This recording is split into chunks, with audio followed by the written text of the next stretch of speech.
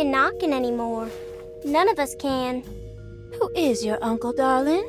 Jeremy. Am I right? She has that Heartwood gloom, doesn't she? That's right. I'm Emily Hartwood. I just came to make sure my uncle is all right. Well, he is unavailable right now. You will have to come back another day. Unavailable how? Is he sleeping? We can wait. He's lost.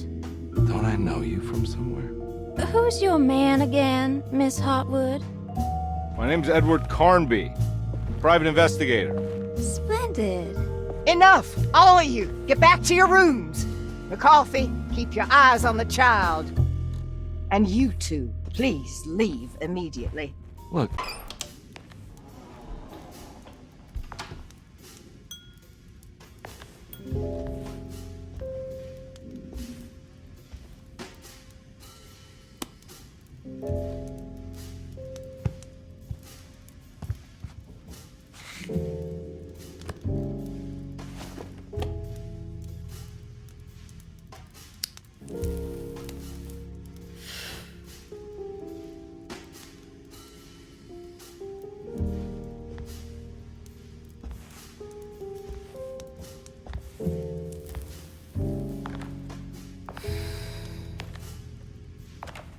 Good evening, Miss Hartwood. That is your name, isn't it? I would be terribly embarrassed if it wasn't. You're right. Emily Hartwood, Jeremy's niece. Nice to meet you. Ruth Tallant.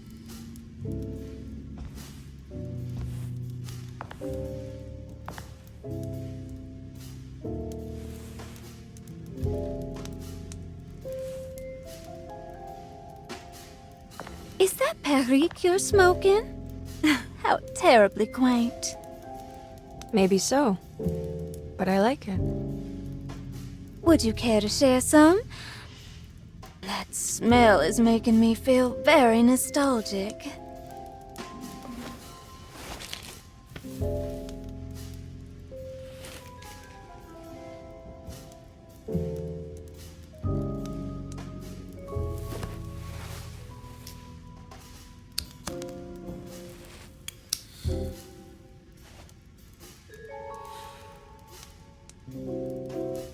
Is it all that you hope for? I enjoy your light mockery, Miss Hartwood. I can tell we would make great friends. How flattering. Too bad you're locked up in this place. Your insincerity is really refreshing. I wish you were mad as I am. Then you could stay. Give it a few years and I might just be. Lunacy is one of my family's few privileges. Oh, good. I'll be looking forward to it.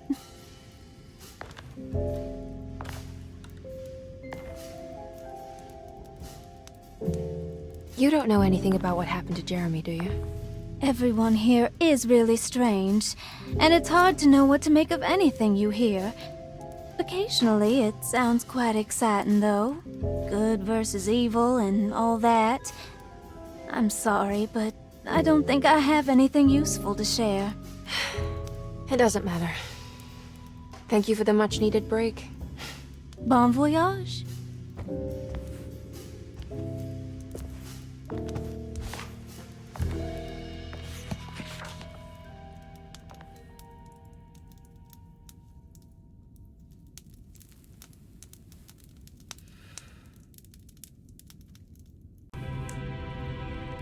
Are you reading anything good? A Brightness from Afar by Lord Boleskine. It's actually not bad.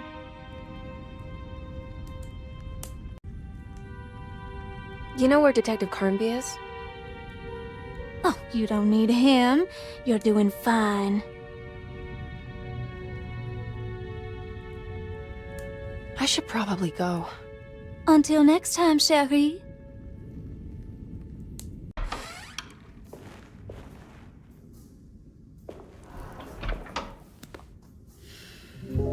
Detective Carnby, how good of you to come. Let me pour you a drink. What happened here? This place looks like it was hit by a bomb. Welcome to the madhouse, Detective. Thanks. Did the ceiling just collapse? I heard it was something in the attic, something that was supposed to happen but didn't. How that could have such consequences is beyond me. The truth is, I don't know why the room looks like this. But I bet your friend Jeremy does. You know where I could find him? Oh, somewhere in his past, I suppose. He keeps going on about that mysterious dark man. I think he is hiding from him. Or maybe he's with him. I can't really keep up. I don't worry much. Take a look around this room. You may think it looks spectacularly devastated, but I just think it's finally found its stride. It fits perfectly with the state of this place and its loonies. The same goes for the nonsense with Jeremy. In my eyes, we finally managed to match the wild ride inside all of us. Well, I'm happy you find the evening so harmonious. I hope you don't mind me setting things right. Jeremy's business, that is. This room looks beyond my capabilities. Good luck, Detective. Hope to see you again soon. Yeah. Evening, miss.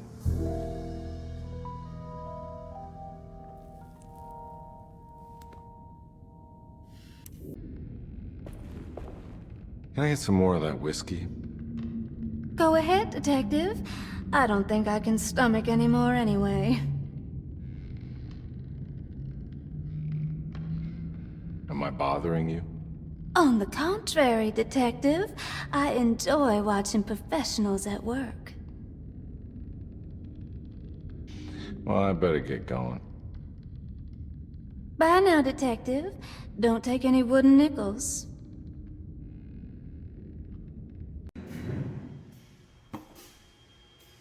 Well, if it isn't my new best friend.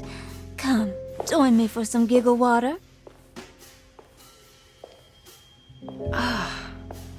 Ruth? Oh, Miss Hotwood, don't tell me you've been out swinging without me. Ruth, what is this place? Where are we? Have you never been to the Maccabean before? Goodness me. Tell me, Miss Hotwood, have you ever considered going out for an evening? Are we in New Orleans? Oh, who can tell anymore? I just went inside the grand parlor and suddenly here I am. The Grand Parlor? Can I get back to Derceto from here? Are you sure you want to? We could stay here and drink the night away. How about a gin fizz?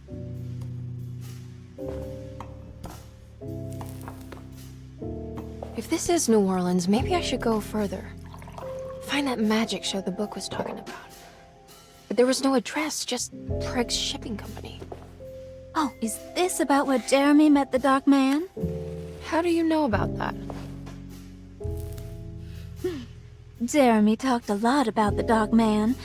I always felt a bit envious. How so? If an all-powerful entity showed me any interest, I'd at least hear him out. I'm sure he has plenty to offer. I don't think you'd want that, Ruth.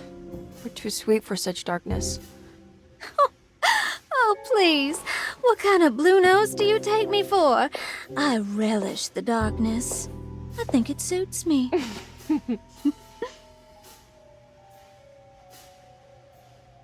You don't happen to know how to find the Preg's Shipping Company, do you? Of course. Their office is just over there. Whoa, what happened? You just got lucky. A bientôt, Mademoiselle Emily.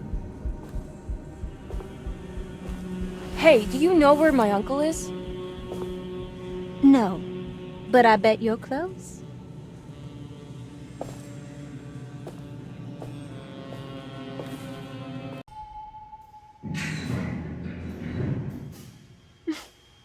Well, thank God you're here, Detective. Sitting all alone in a place like this, I'd never live it down if the papers got wind of it. Hey. Ruth, right? Oh, don't pretend you don't know. I'm sure you have a whole file on me by now, Detective. I suppose we weren't formally introduced. I'm Ruth Tallant. Miss Ruth Tallant, in case you're wondering. Edward Carnby. Enchanté. Are you sure? I had too many already. Nice. It's good. I know. I have great taste, Detective. I heard you're trying to break Jeremy's promise to the Dark Man. Yeah. Do you know anything about that kind of stuff? No, but it makes you wonder. If he made a promise, can't he simply stand by his words?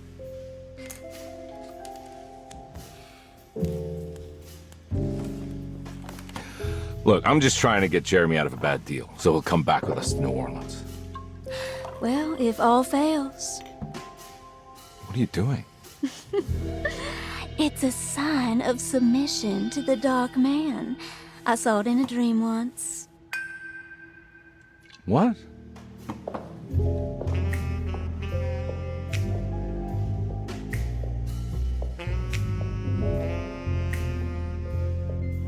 You don't know the Pregst shipping company by any chance?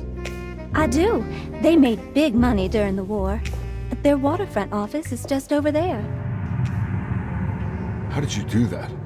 Do what, Detective? Bonne chance.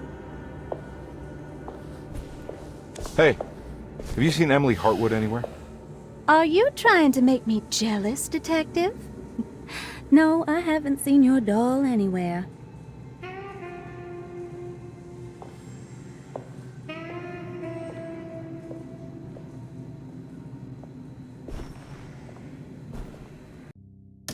Darling, I finally found that photograph from my time in France during the war.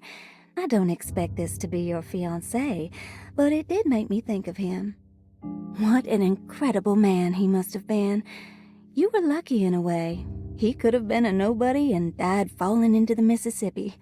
Instead, he volunteered to travel across the world to fight for people in despair, dying with honor like Achilles at Troy. I am jealous of you. Or maybe him. It's all incredibly romantic. That's what I wanted to say. Please feel free to use my camera if you want to. It might cheer you up. It might bring him closer to you. Even if just in memory. Ruth. Don't you worry, Grace. Go play your game, bleat and bellow with the others. I won't be jealous. There will be more masquerades. However, I would love it if you would finish my mask for the feast. With love, Ruth.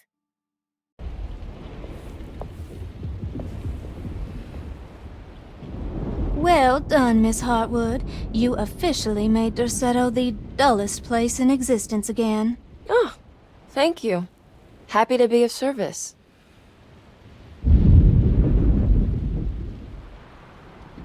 Have you seen Detective Carnby anywhere? Still chasing that lovable palooka around, are you? I'm sure you'll find him.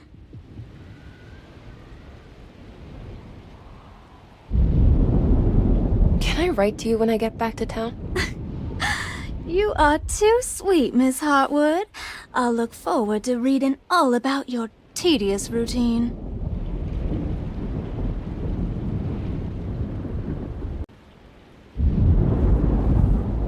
Hey, Ruth. Glad to see you made it back to Derceto. You too, Detective. Make sure to stay for the festivities. It's no Mardi Gras, but it ain't bad.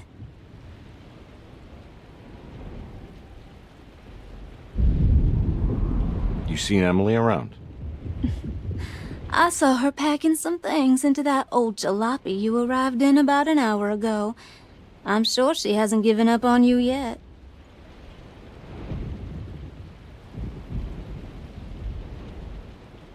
Catch you later. Looking forward to it, Detective.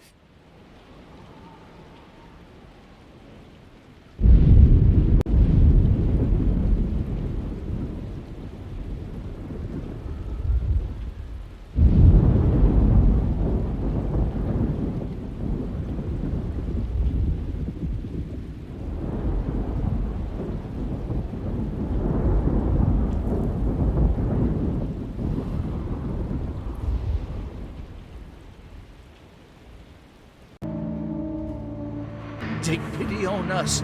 Take pity on us. Ever there, bunches of hear us, mother, and take pity on us. And judge everyone bunches of hear us, mother, and take God! Are you crazy? This girl's gonna use the hammer coffin. Grace!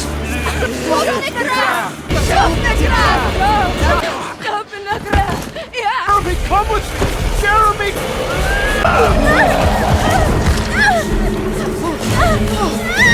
Oh,